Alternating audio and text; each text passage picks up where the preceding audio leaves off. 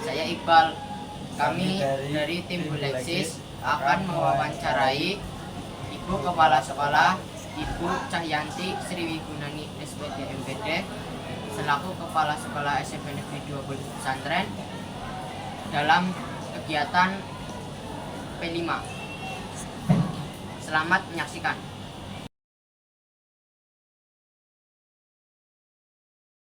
Assalamualaikum warahmatullahi wabarakatuh. Waalaikumsalam warahmatullahi wabarakatuh. Selamat pagi Ibu Cahyanti, selaku Kepala Sekolah SMP Negeri 12 Pesantren yang telah meluangkan waktunya untuk acara wawancara pada pagi hari ini.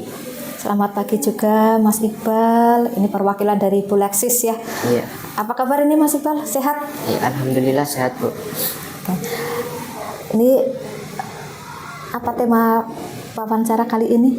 Tema wawancara kali ini temanya tentang membahas kegiatan P5.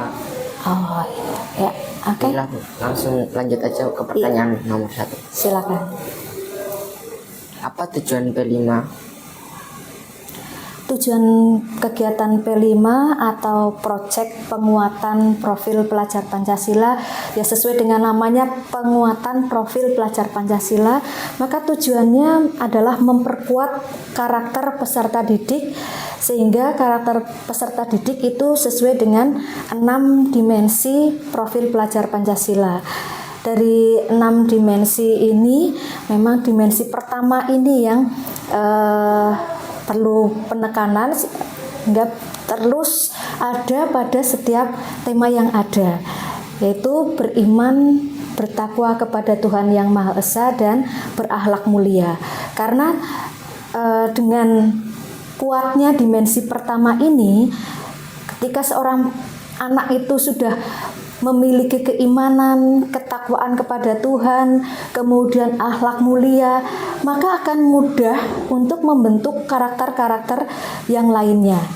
Misalnya memiliki karakter mandiri, kreatif, bernalar kritis, kemudian bisa bergotong royong, memiliki kebinekaan global, jadi bisa menghargai perbedaan-perbedaan yang ada. Ini akan mudah terbentuk ketika sudah memiliki karakter yang sesuai dengan dimensi pertama ini. Nah, kemudian dimensi-dimensi yang lain ini akan mengikuti tema-tema yang ditentukan. Pertama, untuk SMP Negeri 12 Pesantren pada tahun ini menggunakan model blok bulanan. Jadi setiap bulan diambil 1 minggu untuk kegiatan P5. Sehingga jumlahnya itu sesuai dengan kurikulum Merdeka, bahwa kegiatan proyek penguatan profil pelajar Pancasila ini porsinya adalah 25% dari jumlah jam efektif dalam 1 tahun. Di 1 tahun itu dibagi menjadi 2 kegiatan, yaitu intrakurikuler dan kokurikuler. Intrakurikuler itu untuk pembelajaran mata pelajaran yang ada 11 mata pelajaran itu, sedangkan 25% atau seperempatnya, tadi 75% intra, 25% kokurikuler atau P5 ini. Ya, seperti itu. Jadi ada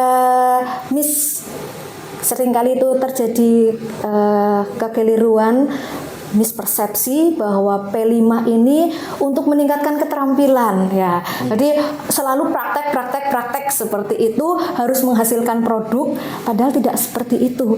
P5 ini tujuan utamanya adalah pada penguatan karakter. Ya, jadi yang ditonjolkan harusnya adalah bagaimana kegiatan ini nantinya dapat memperkuat karakter peserta didik. Begitu. Baiklah, untuk pertanyaan kedua Ibu. Iya. Bagaimana kegiatan P5 berlangsung?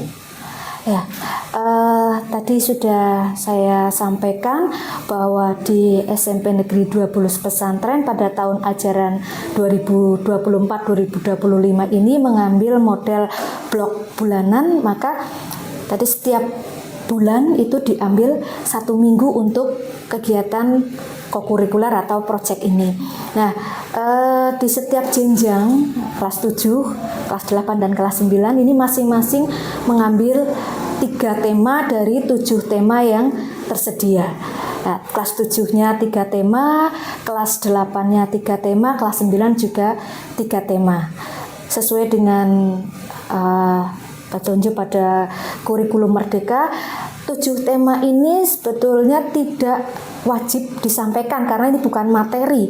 Ibaratnya 7 tema ini pilihan kendaraan yang bisa mengantarkan peserta didik menuju ke profil yang ideal, yaitu profil pelajar Pancasila yang meliputi 6 dimensi.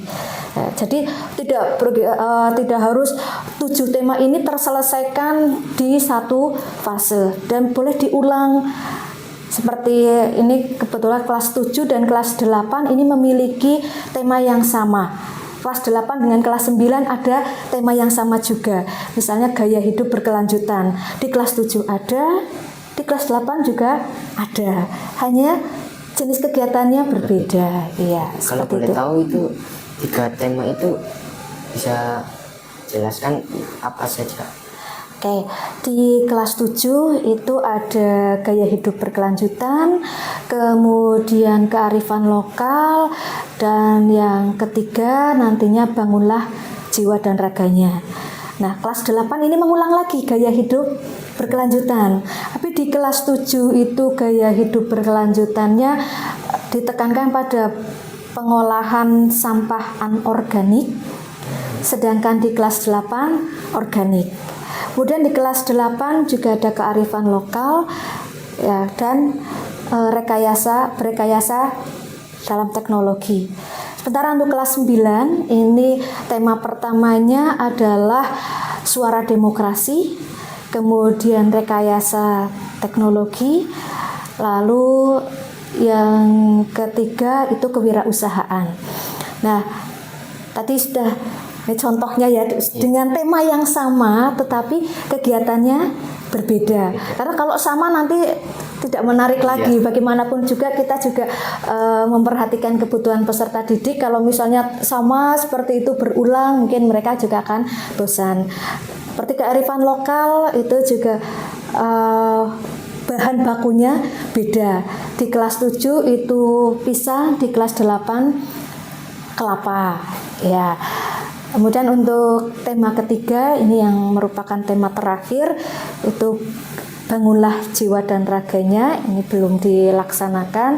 Di kelas 8 itu rekayasa teknologi, di kelas 9 nanti ada kewirausahaan. Iya Bu, lanjut ke pertanyaan ketiga. Apa saja kegiatan P5 yang dilakukan di SMP Negeri 12 Pesantren? Ya, tadi sudah saya sampaikan bahwa P5 ini bukan ke keterampilan, bukan ke produk. Tidak harus menghasilkan produknya. Sehingga seperti suara demokrasi, ini bagaimana anak-anak itu belajar melaksanakan kegiatan yang demokratis ya. Jadi Pilketos waktu itu ya, pemilihan ketua OSIS, ini bagaimana merencanakan kegiatan pemilihan ketua OSIS itu supaya bisa tertata, lancar.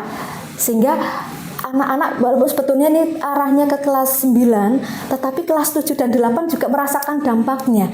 Hanya kelas 9 ini yang membuat perencanaan.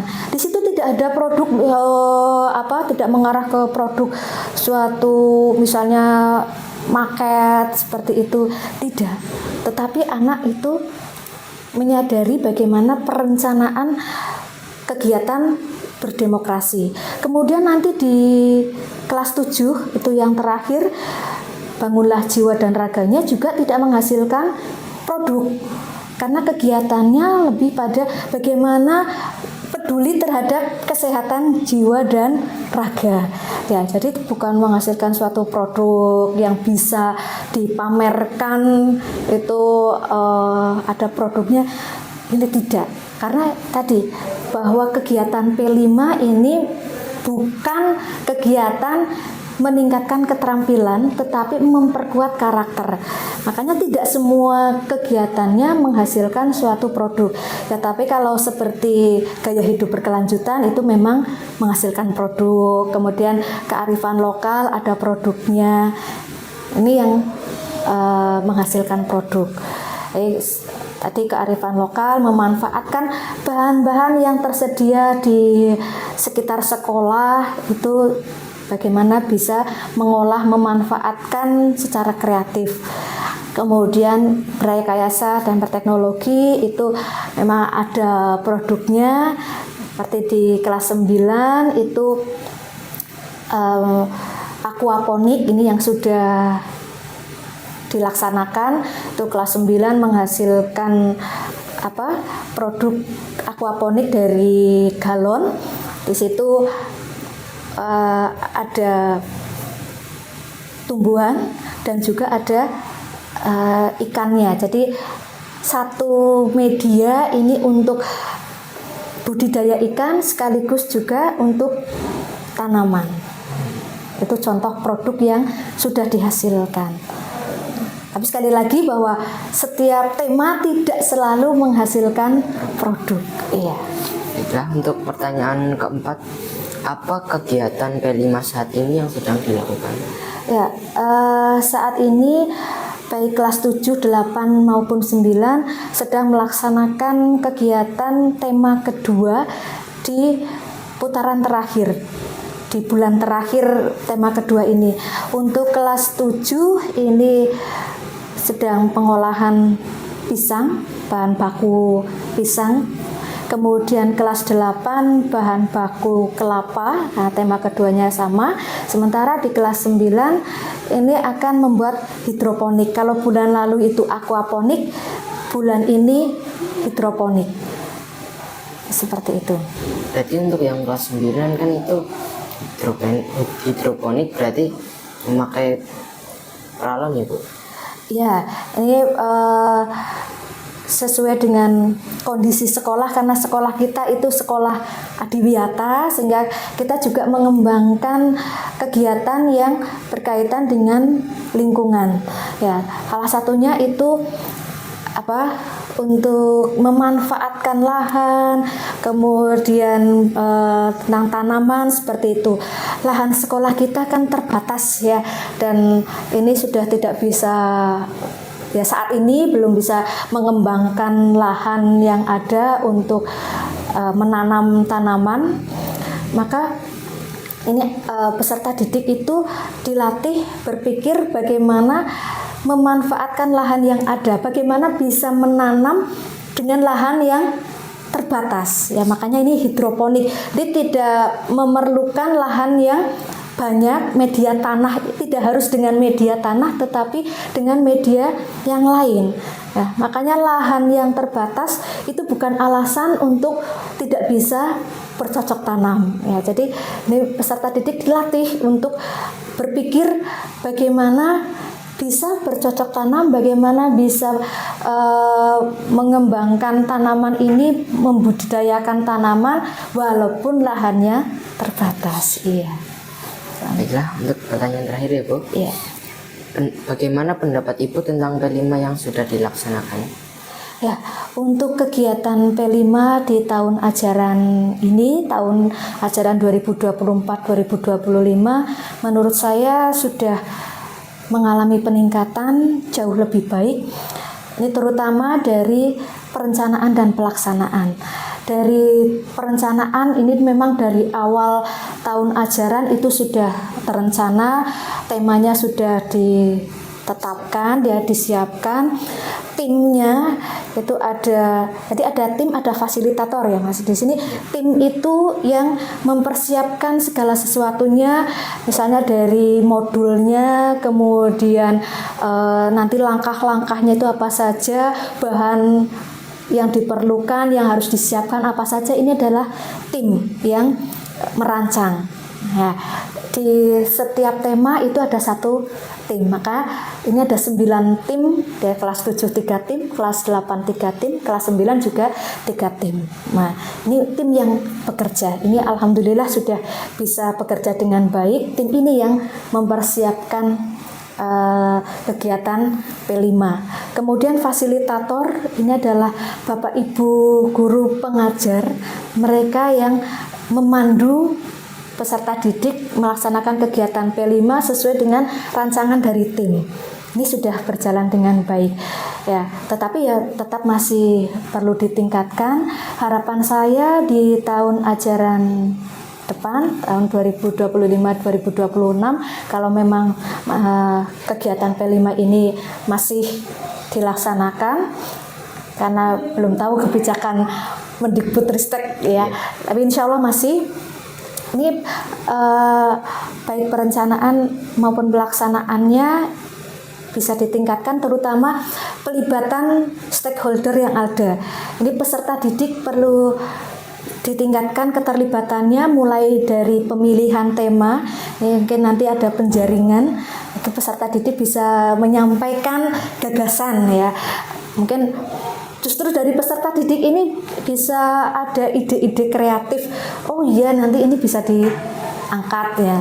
Kemudian juga orang tua, wali peserta didik, dan juga masyarakat termasuk di dalamnya alumni ini bisa terlibat dari perencanaan sampai pelaksanaan. Ini untuk orang tua, wali, siswa, masyarakat, alumni mungkin bisa dilibatkan sebagai narasumber. Nah, kemudian dari evaluasi ini mungkin nanti bisa lebih ditingkatkan sehingga asesmen yang dilaksanakan pada P5 ini betul-betul untuk mengukur pencapaian penguatan karakter sesuai dengan dimensi profil pelajar Pancasila. Seperti itu, Mas. Baiklah, Bu. Terima kasih ya, Bu, atas kesempatan wawancara pada pagi hari ini. Sama-sama. Terus kalau ada kekurangan atau kelebihan pada wawancara pada pagi hari ini, kami dari tim Buleksis minta maaf yang sebesar-besarnya, Bu. Ya, sama-sama, dan saya harap tim Buleksis semakin berkembang, semakin maju, semakin sukses ya. Nah, ini kreatif ditingkatkan juga ya, Mas ya. Ya. Terima kasih, Bu. Sama-sama.